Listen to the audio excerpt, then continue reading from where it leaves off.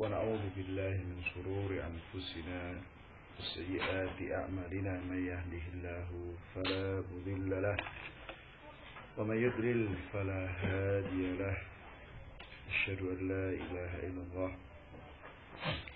وأشهد أن محمدا عبده ورسوله amma ba'd. Rekan-rekan yang saya muliakan, kita masih di wasiatnya Luqman kepada putranya. Terakhir setelah diperintahkan putranya untuk mengikuti jalan orang-orang saleh, maka Luqman mengingatkan tentang hari akhir. Luqman mengingatkan tentang permasalahan hari akhir, tentang perkara hisab, juga jazaa, pembalasan amal. Maka kita juga harus mengingatkan anak-anak kita tentang perkara akhirat ini. Ya, Luqman berkata kepada putranya, ya, kelanjutan dari ayat ke-15, wattabi' sabila man anaba ilayya thumma ilayya marji'ukum fa unabbi'ukum bima kuntum ta'malun. Kemudian kalian dikembalikan kepadaku, maka aku akan kabarkan kepada kalian tentang apa yang kalian lakukan. Nah, jadi Allah Ta'ala melalui Luqman mengkhabarkan kepada kita bahwa kita semua akan kembali kepada Allah. Ya, kita semua akan kembali kepada Allah Ta'ala. Dan Allah akan khabarkan tentang semua apa yang telah kita lakukan ketika hidup di dunia ini. Nah, maka ini maksud kita untuk hati-hati. Dan kita harus pahami, ketika Allah mengatakan, kami akan kabarkan tentang apa yang kalian lakukan, bukan sekedar dikabarkan saja, tetapi di sini akan diberi balasan setelahnya. Ya. Jadi ada satu prinsip diterangkan oleh Syekh Al-Utsaimin, bahwa ketika kita membaca, mendengar kalimat Allah melihat, Allah mendengar, Allah mengetahui, itu tidak berhenti pada sekedar melihat, mendengar, mengetahui. Tetapi di situ akan ada konsekuensi, yaitu apa? Pembalasan amal. Jadi setelah Allah melihat, setelah Allah mengetahui, setelah Allah mendengar, Allah akan berikan balasan atas amalan yang kita lakukan. Maka rekan-rekan yang sebenarnya ini satu hal yang sangat penting untuk kita perhatikan. Bahwa kita semua akan kembali kepada Allah Ta'ala, dan kita akan mendapatkan balasan atas apa yang kita lakukan. Banyak sekali ayat yang menunjukkan, mengkhabarkan tentang hal ini. Ya, seperti surat Al-Ghasyiyah, thumma inna ilaina iyabahum. Ya, sungguhnya Quran, kalian akan dikembalikan kepada kami. Ya, thumma inna alaina hisabahum. Quran, kami akan menghitung kalian, menghitung amalan-amalan kalian. Nah, kemudian di ayat ke-16, di tengah-tengah wasiat Luqman, ada peringatan. Ya, Luqman memperingatkan putranya dari perbuatan maksiat. Ya, Luqman memperingatkan anaknya dari perbuatan maksiat dan menganjurkan untuk melakukan amal-amal kebaikan. Nah, Luqman berkata, "Ya bunayya, inna in takum mithqala habbatin min khardalin Fatakun fi sahratin aw fis samawati aw fil ardi ya'ti biha Allah. Innallaha latifun khabir. Wahai anakku, sesungguhnya ya, tidaklah ada sesuatu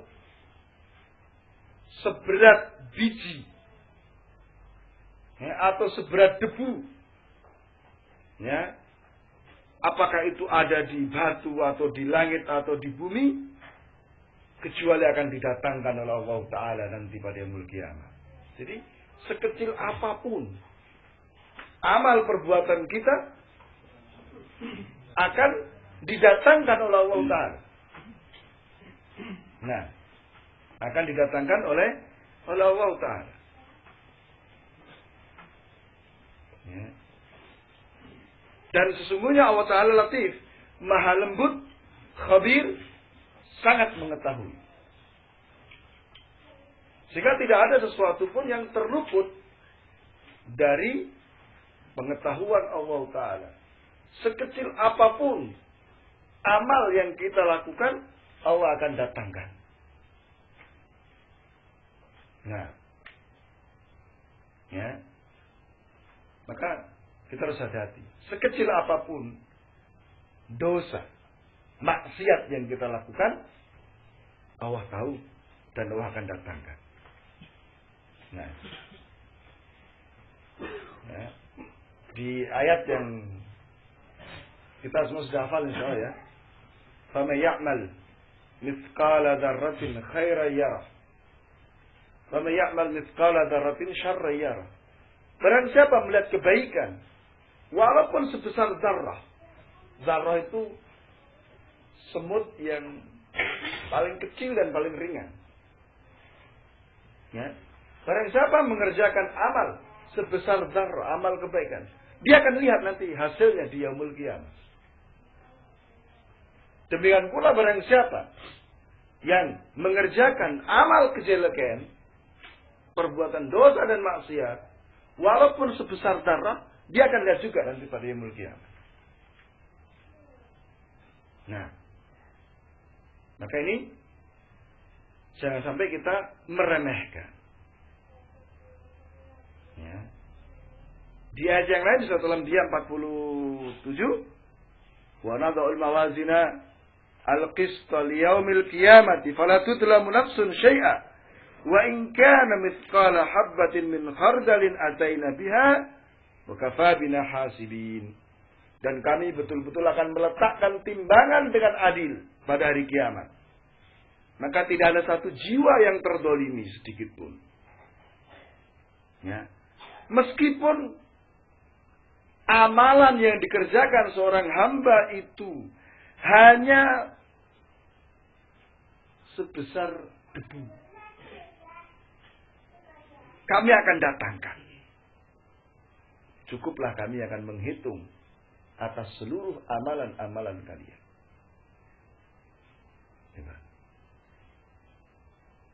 Ini beda dengan perhitungan yang ada di kalangan manusia. Kadang ada yang terluput. Ya. Ada orang mengerjakan sesuatu nggak tercatat, nggak dihitung. Ya. Anggaplah misalkan ada di antara kita yang misalnya kerja lembur misalnya. Tapi ada yang nggak tercatat lemburan kita, bisa jadi. Atau bahkan diremehkan. Allah hanya lembur 10 menit aja kok. Iya kan? Nggak dianggap 10 menit. Ya. Jadi kadang-kadang sesuatu yang dianggap remeh itu nggak dihitung kalau di kalangan manusia. Tetapi Allah Subhanahu wa Ta'ala dalam menghitung amalan sangat-sangat detail, sangat teliti dan terperinci. Sampai amalan sebesar debu itu pun dihitung. Ya, didatangkan nanti pada yaumul qiyamah. Maka di sini jangan sampai kita meremehkan amalan. Baik amal kebaikan ataupun amal kejelekan. Jangan sampai kita meremehkan. Ya. Nah. Karena kadang ada satu amalan yang menurut kita itu remeh. Tetapi membawa akibat yang besar, hasil yang luar biasa. Ya. Banyak sekali hadis yang menunjukkan seperti ini. Misalnya ada seseorang memberi minum kepada seekor anjing yang mau mati kehausan, dengan itu diampuni dosa-dosanya. Ada yang dengannya Allah masukkan dia ke surga. Memberi minum anjing yang mau mati karena kehausan. Ada juga seseorang hanya memotong ranting yang menjulur ke jalan, yang mengganggu kaum muslimin yang lewat di situ. Dengan itu Allah masukkan dia ke surga. Amal kecil.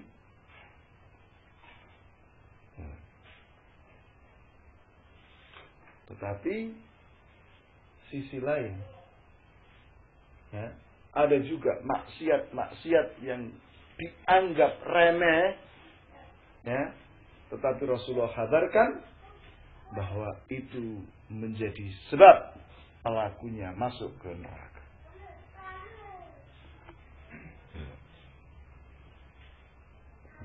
Nah, kita harus hati-hati.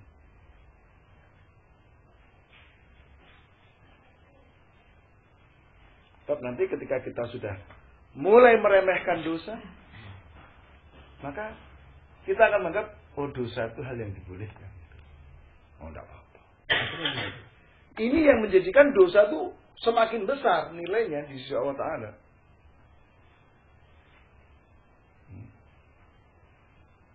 Nah,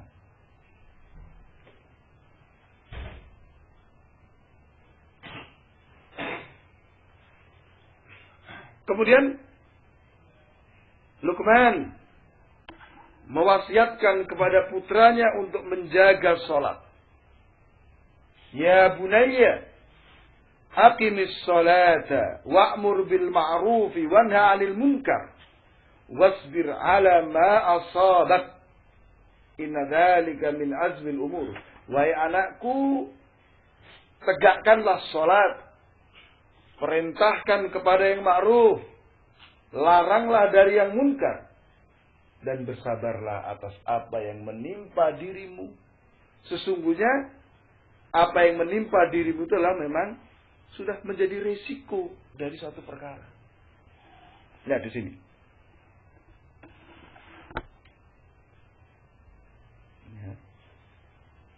Lihat di sini. Beliau wasiatkan untuk menjaga sholat. Ya, menjaga sholat itu terkait dengan waktu pelaksanaan sholat. Ya, jangan sampai kita menunda-nunda. Ya, kita kerjakan sholat di awal waktu. Ya, termasuk menegakkan sholat adalah melaksanakan sholat 5 waktu berjamaah di masjid. Nah, ini termasuk menegakkan sholat. Lihat, banyak sekali ayat dalam Al-Quran ketika berkenaan sholat, kalimatnya apa? Menegakkan sholat, menjaga sholat. Tidak sekedar mengerjakan, ya. Tapi kalimatnya apa? Menegakkan, menjaga. Nah, maka kita sudah demikian, jangan sampai kita terlalaikan dengan perniagaan. Ya, rijalun la tulhihimut tijaratu bai'un wala tijaratu an dzikrillah. Laki-laki yang tidak dilalaikan, ya, tidak dilalaikan dengan jual beli dan perdagangan. Ya. Nanti memang subhanallah dalam masalah sholatnya akan banyak sekali godaan. Ya, kita udah mau tutup, mau sholat, ada konsumen datang. Ya, kadang bilang, Pak, saya sebentar aja kok. Ya, sudah kita mau ambil barang aja. Atau kadang-kadang sudah kita nggak akan nawar harganya berapa. Ya, ternyata begitu kita layani, lama di akhirnya. Ya. Sampai komat belum selesai. Nah, kita harus tegas. Ya, kita harus yakin rezeki itu sudah ditetapkan oleh Allah, sudah ditentukan oleh Allah. Kalau memang itu rezeki kita, nggak akan lari kita tinggal sholat itu. Dia akan nunggu. Ya kan? Bahkan kalau perlu, kalau konsumennya muslim, ayo Pak sholat dulu aja. Biar kita enak nanti transaksinya. Kan begitu. Ya. Nah. Begitu saja. Dan sholat tidak akan membuka pintu rezeki. Sholat membuka pintu rezeki karena itu bentuk dari ketakwaan kepada Allah Subhanahu wa ta'ala. Ya, jangan khawatir. Ya. Ya. Kalau rezeki itu memang sudah ditetapkan bukan untuk kita, ya tidak akan sampai kepada kita. Ya. Akhirnya kadang kita rugi, sudah nggak dapat sholat jamaah, ini juga nggak deal. Oh, nah, ini apa namanya sudah jatuh ketimpa tangga ya, nggak dapat apa-apa. Ya, bahkan seandainya deal jika meninggalkan sholat jamaah, ini adalah apa? Satu kerugian.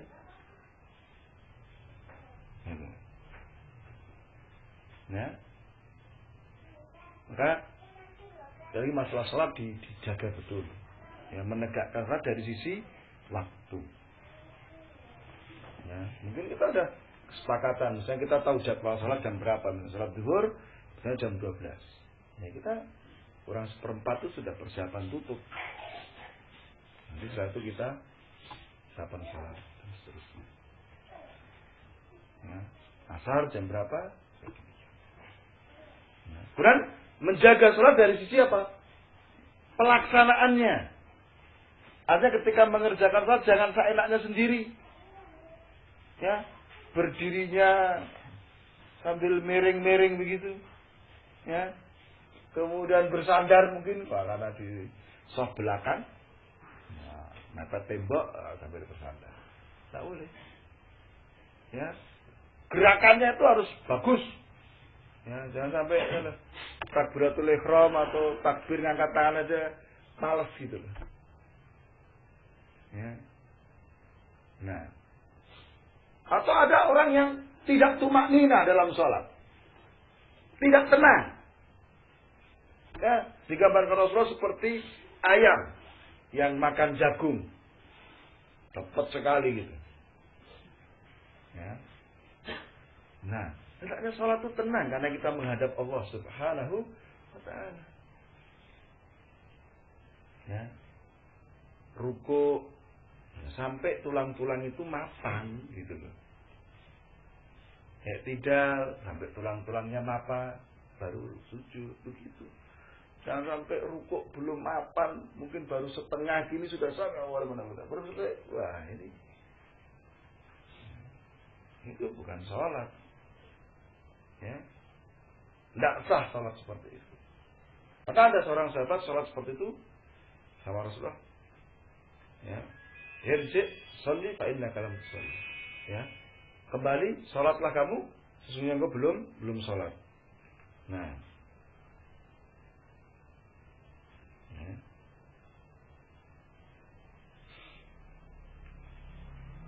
Ya. Nah, jadi jangan seperti munafikun. Munafikun itu wa idza qamu ila sholati qamu kusala. Kalau mereka itu berdiri untuk sholat, malas.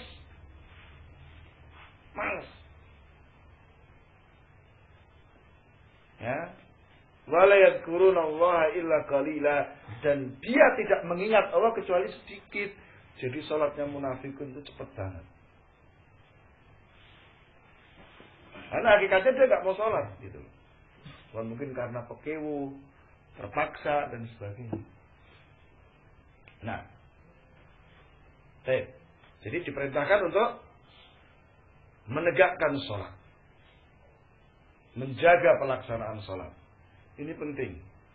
Kita sebagai orang tua harus betul-betul mengontrol anak-anak kita dalam bab sholat. Ya. Seorang anak kalau sholat aja enggak, ya jangan harap kebaikan dari perkara-perkara yang lain. Ya, seseorang itu kalau sholatnya baik, insya Allah yang lain juga baik gitu loh. Lebih baik. Ya, tapi kalau sholatnya jelek, yang lain ini lebih jelek lagi. Ya. Allah sudah mengkabarkan inna sholata tanha anil fahsya'i wal munkar. Sebenarnya sholat itu bisa mencegah dari perbuatan keji dan munkar. Nah, maka sekarang ini ahlul batil bikin acara-acara itu pada waktu-waktu sholat supaya orang tidak mengerjakan sholat. Coba. Sering saya contohkan, yang di Manan itu, stadion Manan itu, coba disurvei. Yang KTP-nya Islam berapa? Hah? Hampir semua. Ya kan? Hampir semua yang di stadion Manan itu adalah apa? Muslimin. Yang nonton sepak bola itu. Itu mainnya kapan? Sepak bola itu. Pas jam-jam sholat. Enggak tahu jam mereka berangkat jam 1. Udah mulai berangkat, ngambil tiket. Kira-kira sholat asar enggak? Ya, babak kedua habis maghrib. Sholat maghrib kira-kira?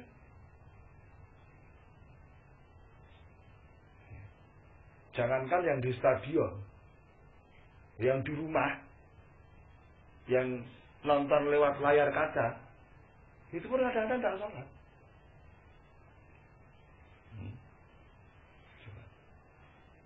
Ini kita harus hati-hati. Banyak sekali acara-acara memang dipaskan waktu sholat. Ya. Film-film kartun anak-anak itu ya, jam tayangnya menjelang maghrib, supaya orang tidak sholat maghrib anak-anak itu. Nah, ini harus waspada ini. Jadi kita sebagai orang tua, mungkin nanti kita wajib memberitahu ke istri kita ya. Pokoknya untuk urusan sholat jangan kompromi. Ya, kalau anak belum sholat jangan berhenti ngomelnya. Maksudnya terus ingatkan gitu loh. Kalau anak belum sholat terus saja ditegur, diingatkan terus sampai sholat. Jangan bosan-bosan. Memang itulah pendidikan. Mungkin kalau kita kan waktu kita sedikit ya, ketika di rumah. Karena jam kerja kita sampai sore, siang kita di kantor. Nah, sholat zuhur, sholat asar ini siapa yang kontrol? Ibu kan? Nah, istri kita.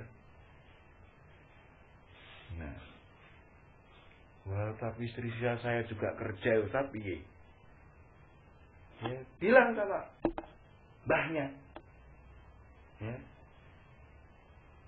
atau sama pembantunya, pengasuhnya.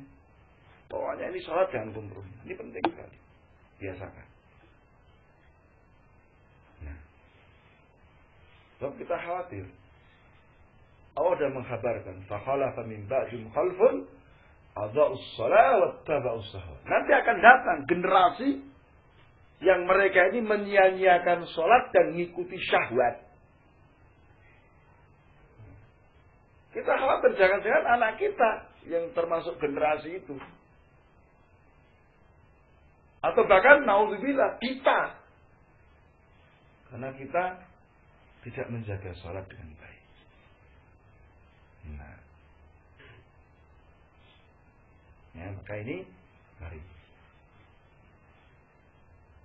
Sekarang ini sudah menjadi pemandangan yang aneh ya, ketika anak-anak kecil di masjid itu menjadi pemandangan yang aneh. Ya. Sudah jarang. Ini semua adalah kelalaian dari orang tua. Ya.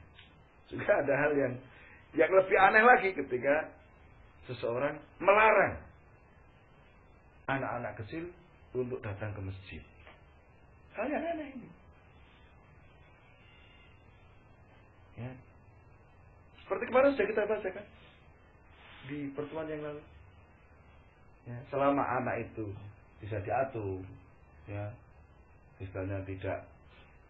Ya, kalau sekarang kan sebenarnya itu bisa diatasi ya, masalah masih suka ngompol, masih ini kan. Kalau zaman dulu mungkin susah ya. Sekarang sudah ada Pampers. Ya, Pampers itu sudah ajak ke masjid selesai. Anak kecil insya Allah bisa bisa diomong. Kamu waktu itu nggak boleh gojek, nggak boleh ini. Ya, dan seandainya gojek, paling wajar anak kecil. Nah, tapi ada orang melarang. Ya, bahkan dimarahi ketika ke masjid bawa anak kecil. Ini hal yang nggak pas tentunya. Kita mesti harus mendidik anak itu sejak kecil dikenalkan dengan masjid. Nah, kok ini malah tidak boleh ketika ngajak anak ke masjid. Nggak tahu fikih dari mana itu. Nah, dan tidak peduli apakah itu orang kampung situ ataukah orang musafir mampir ke masjid situ. Pokoknya asal bawa anak kecil dimarahi. Nah, ini tidak paham. Baik. Kemudian diperintahkan wa'mur bil ma'rufi wanha 'anil munkar. Perintahkan kepada yang ma'ruf dan larang dari munkar. Jadi Luqman mewasiatkan kepada putranya untuk menjalankan apa? Amar ma'ruf nahi munkar. Karena ini perkara yang sangat prinsip dalam agama Islam. Ketika orang sudah mulai meninggalkan amar ma'ruf nahi munkar, wah ini bahaya.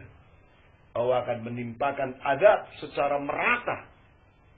Kemudian orang-orang itu berdoa dan Allah tidak akan menjawab doa-doa mereka ketika sudah meninggalkan amar ma'ruf nahi munkar. Nah, maka kita dorong anak-anak kita untuk melakukan amar ma'ruf nahi munkar sesuai dengan kemampuan yang ada pada anak-anak kita. Bisa saja misalnya kita nanti kalau ada temanmu yang berbuat gini-gini, kamu bilang, ya, tak boleh begitu, ya kan? Nah, kamu ajak temanmu untuk kalau sudah azan, diajak sholat ke masjid. Bisa kan seperti itu? Kita nasihati anak-anak kita, kita dorong anak-anak kita. Nah, ini penting. Ya Rasulullah mengatakan, man ra'a minkum munkaran falyughayyirhu biyadihi. Fa illam yastati fa bilisanihi, fa illam yastati fa biqalbihi wa dzalika ata'aful iman. Barang siapa di antara kalian melihat kemungkaran, hendaknya dia rubah dengan tangannya. Kalau nggak mampu dengan lisannya, kalau nggak mampu dengan hatinya. Itu selemah-lemah iman.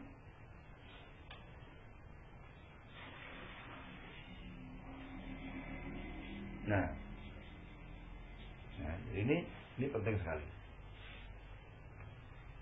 Nah, ketika sudah ini, kita ingat ya, Allah juga menghabarkan tentang Bani Israel, lu'inal ladzina kafaru min Bani Israel ala lisani Daud wa Isa bin Maryam.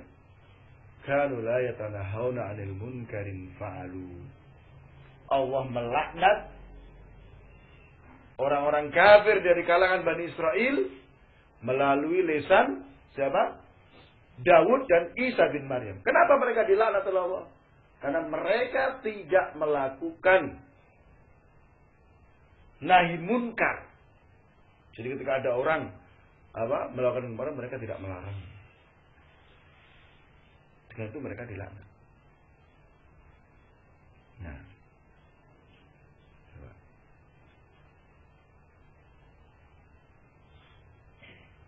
Kemudian ajarkan juga di sini bagaimana fikih atau aturan main dalam beramar ma'ruf nahi munkar. Kita terangkan jangan sampai ketika kita memerintahkan kepada yang ma'ruf dan melarang dari yang munkar menjadikan timbulnya kemungkaran yang lebih besar. Ya, dari kemungkaran yang ingin kita hilangkan. Nah, jadi ya kita lihatlah siapa orangnya. Siapa orang yang kita amar ma'ruf nahi munkar padanya. Ya, Rasulullah sendiri membeda-bedakan. Ya. Coba. Lihat kisah. Ketika ada seorang Badui datang ke Madinah, kencing di pojok masjid, Rasulullah apakah marah padanya? Tidak kan?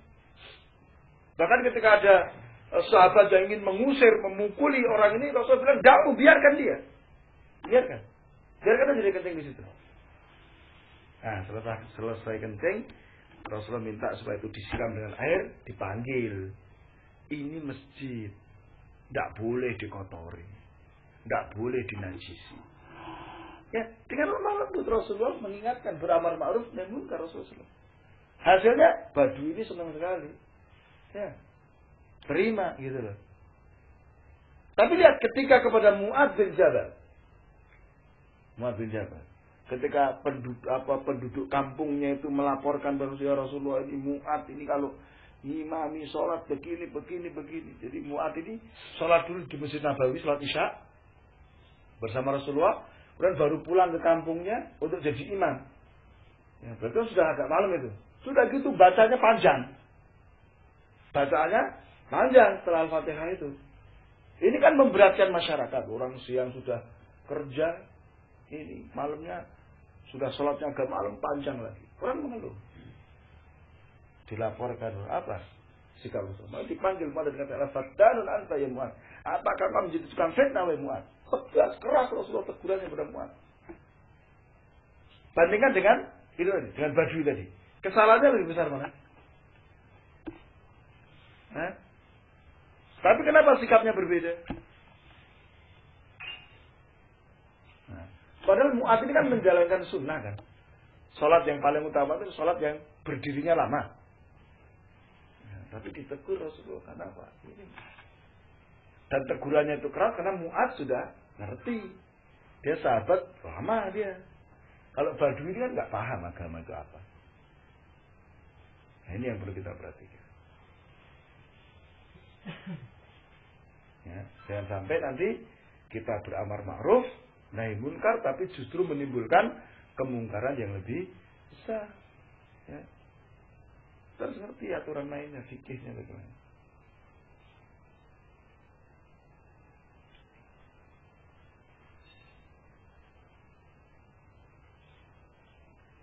Jadi mari kita nanti kembangkan amar ma'ruf nahi munkar di lingkungan kita, baik lingkungan kerja ataupun di keluarga, di masyarakat, sesuai dengan kemampuan masing-masing. Misalnya ada temennya seringnya terlambat kalau masuk kantor. Ini kan kemungkaran ini. Ya, dilihat temen ini tipenya kayak apa ini. Ya. Satu kita lakukan amar ma'ruf padanya. Mungkin kita ajak aja. Ya. Kita ajak jam istirahat siang, kita ajak ke warung. Nah, warung soto misalnya. Mas, sama telah terus ngomong aja. Di rumah ada apa kok sering telat? Ya. Ini kan jenengan berarti melakukan kesalahan ini merugikan perusahaan. Kita kan udah ada perjanjian. Ya, jam kerja kita sekian, gaji kita sekian. Nah, kalau jenengan masuknya terlambat, kira-kira gajinya dipotong, mau enggak kira-kira? Nah, dengan cara yang baik, ya kan? Ya, jadi tidak langsung main sikat aja, karena mungkin dia punya problem gitu loh, punya masalah yang menyebabkan dia terlambat. Nah, nanti bisa diselesaikan problem-problem. Ya, ini namanya jangan mudah dibiarkan. Terlambat karepmu gak karepmu yang penting aku ndak. Nah, itu bahaya nanti. Ya kan? Ya. Juga kemungkaran itu kalau dibiarkan itu ya makin lama makin besar. Nular. Ya kan? Nular. Coba misalnya kalau di sini ya yang taklim yang terlambat wis dibiarkan aja. Yang mau datang ngaji terlambat ya silahkan. Yang mau datang awal ya silahkan. Ya, begitu. Dan ada yang datang terlambat gak diingatkan, ada yang datang terlambat gak diingatkan, nanti akhirnya semua terlambat. Lama-lama bubar pengajiannya. Ya, seperti itu. Ya. Maka Allah ingatkan wattaqu fitnatan la tusibanna alladziina dzalamu minkum khas. Hati-hati dari azab Allah. Yang kalau azab Allah itu datang tidak hanya mengenai kepada orang yang berbuat dosa itu, enggak, semua kena. Ya kan, semua kena. Maka amar ma'ruf nahi munkar itu sebagai upaya penyelamatan dari datangnya azab Allah Subhanahu wa ta'ala. Nah, sekali lagi kita harus banyak-banyak. Nah, ya kita pun juga mengalami, melihat ya kan. Misalnya ketika ada yang datang terlambat, kok dibiarkan, itu kadang-kadang ada pengen tuh, kalau gitu saya besok juga datang terlambat aja. Gitu ya kadang-kadang itu. Enggak juga enggak apa-apa kok. Nah, ini kan gawat ini seperti ini. Nah, ya.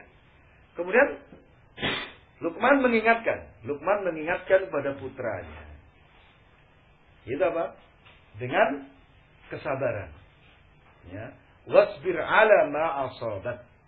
Dan bersabarlah atas apa yang menimpa kamu. Ketika beramar ma'ruf nahi munkar, itu mesti akan ada risiko. Ya enggak? Mesti akan menghadapi gangguan, cobaan. Maka dikatakan wasbir. Bersabarlah atas apa yang menimpa dirimu.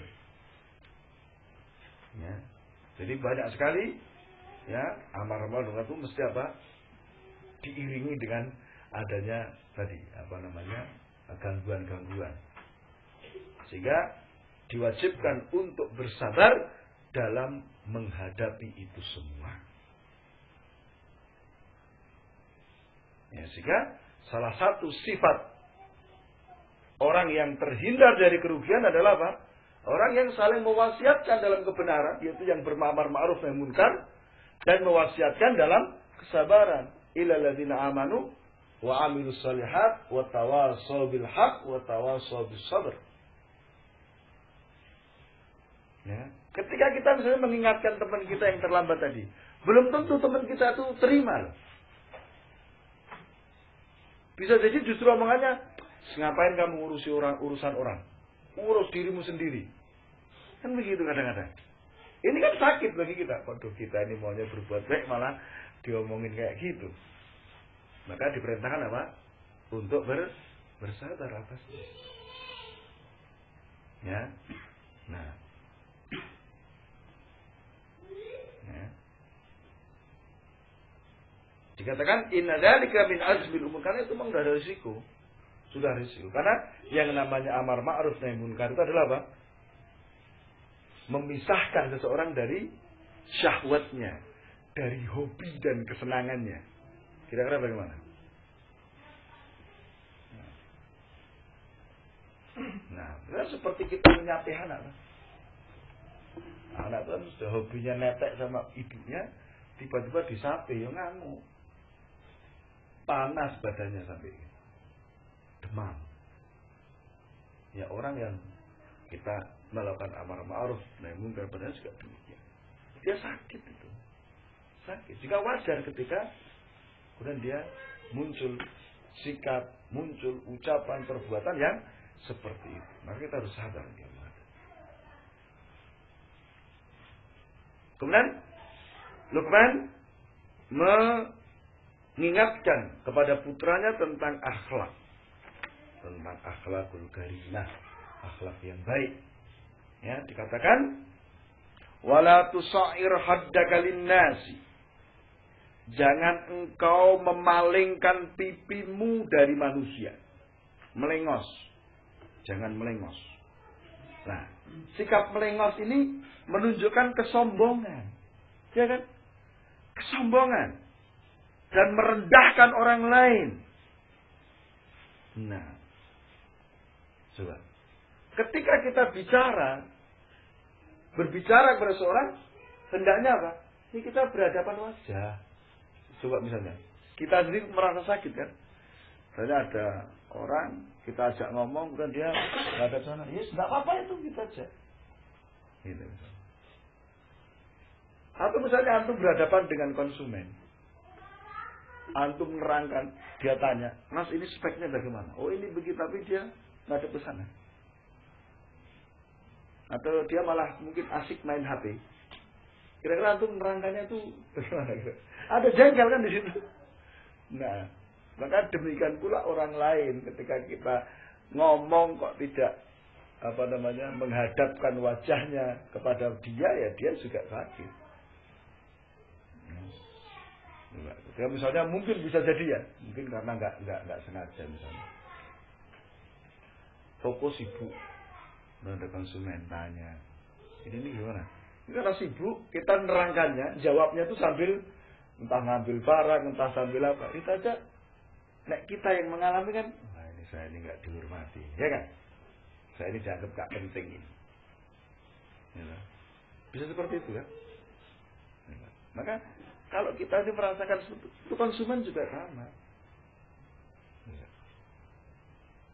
Jadi harus face to face, ya, berhadapan muka, dilayani sebaik-baiknya.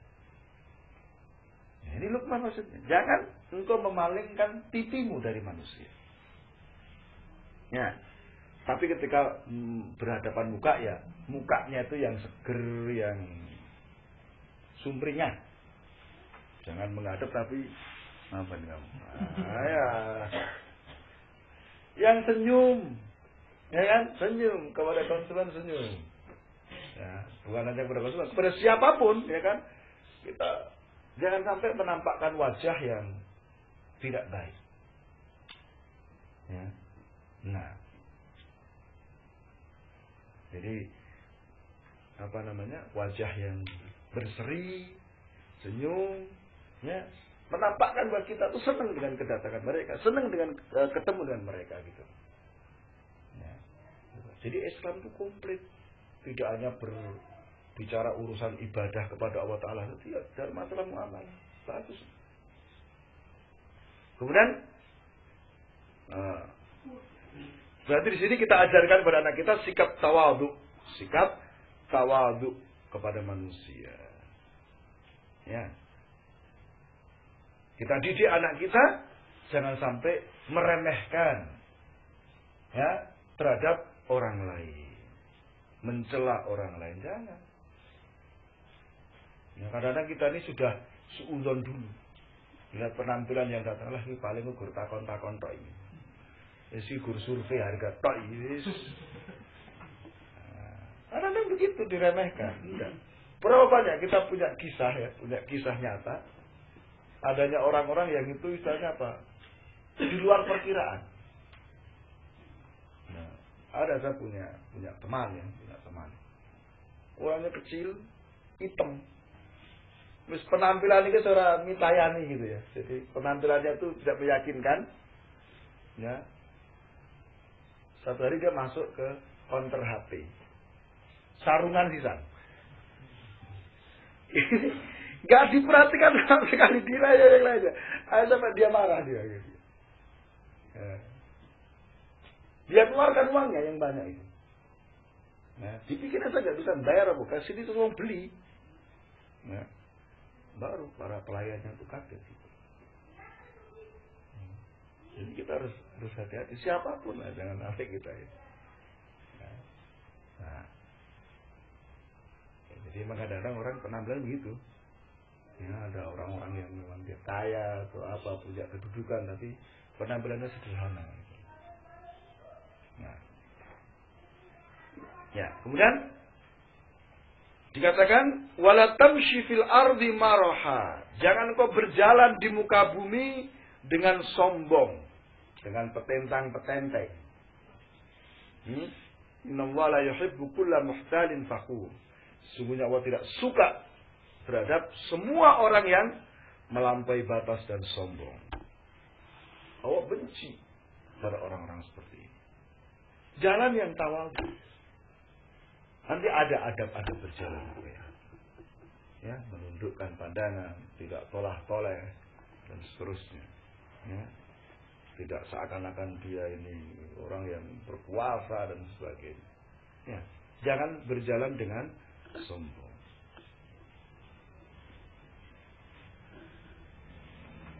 Ya. Kemudian setelah melarang, ya, melarang dari apa tadi?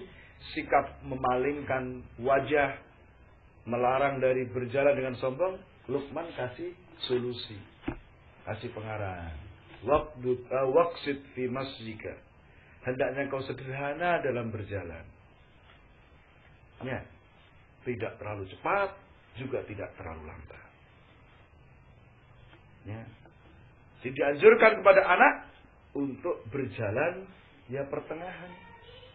Ya, tidak cepat, tidak lambat, ya, berjalan dengan tenang, penuh dengan kewibawaan. Itu yang dianjurkan. Kemudian waqdud min sautik, dan rendahkan suaramu. Jangan teriak-teriak. Inna ankaral aswati la sautul hamir. Sejelek-jelek suara itu adalah suaranya keledai. Ya, jadi rendahkan suaramu, jangan engkau memaksa diri untuk apa? Berbicara yang keras, yang tinggi, melengking, tanpa adanya kebutuhan. Tanpa adanya kebutuhan. Nah, jadilah di sini satu hal yang sangat bagus dari Luqman, ya, metode pembelajaran itu adalah apa? Tidak sekedar melarang, kamu nggak boleh begini, nggak boleh begini, nggak boleh begini. Tidak itu toh. Tapi setelah melarang, diberitahu, ini loh kamu harus begini. Kasih solusi. Ini nggak boleh, yang boleh ini. Gitu. Tapi nanti kalau hanya sekedar kamu nggak boleh gini, nggak boleh gini, nggak boleh gini, anak juga bingung. Nah, terus yang boleh apa? Nah, maka ketika kita di masyarakat juga begitu. Ketika kita sampaikan ya, ceramah misalnya masalah larangan-larangan, ini tidak boleh, sampai ada orang komentar, kabeh orang itu, terus yang itu piye? Ya, gitu. Maka Rasulullah pun juga demikian.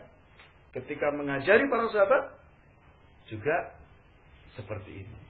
Ketika melarang sesuatu, mesti beliau carikan jalan keluarnya. Beliau carikan penggantinya. Nah, maka kita juga demikian dalam mendidik anak-anak kita. Kamu jangan begini, tapi tidaknya begini. Kamu jangan begini, tapi tidaknya begini. Enak. Ya, baik, Al-Ikhwan, mungkin ini yang bisa kita sampaikan. Mudah-mudahan bermanfaat, ya. Mudah-mudahan Allah Subhanahu Wa Taala menjadikan kita sebagai orang tua yang beruntung, memiliki anak-anak yang saleh yang akan bermanfaat untuk kita di dunia maupun di akhirat. Nah, subhanallah wa hamdik, asyhadu an la ilaha illa anta, astaghfiruka wa atubu ilaik. Wa billahi taufiq. Assalamualaikum.